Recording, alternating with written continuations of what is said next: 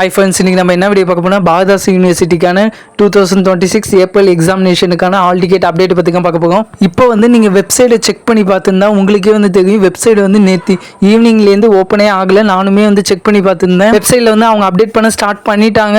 இப்போ இந்த மந்த் 12க்கு முன்னாடியே உங்களுக்கு ஆல் டிக்கெட் ரிலீஸ் பண்ணுறதுக்கான சான்ஸ் அதிகமாகவே இருக்குது. அப்படி இல்லைன்னா 12 அன்னைக்கு கண்டிப்பாக ஆல் டிக்கெட் எப்பயும் போல ரிலீஸ் ஆகிடும். 12க்கு முன்னாடினா இன்னைக்கு ஈவினிங் ரிலீஸ் பண்ணுறதுக்கான சான்ஸ் அதிகமாக இருக்குன்னு சொல்கிறேன். அப்படி இல்லைன்னா நாளைக்கு மார்னிங் 10 o'clock மேலே தான் அவங்க எப்பயுமே ரிலீஸ் பண்ணுவாங்க. கண்டிப்பாக நான் உங்களுக்கு அப்டேட் பண்ணுறேன்.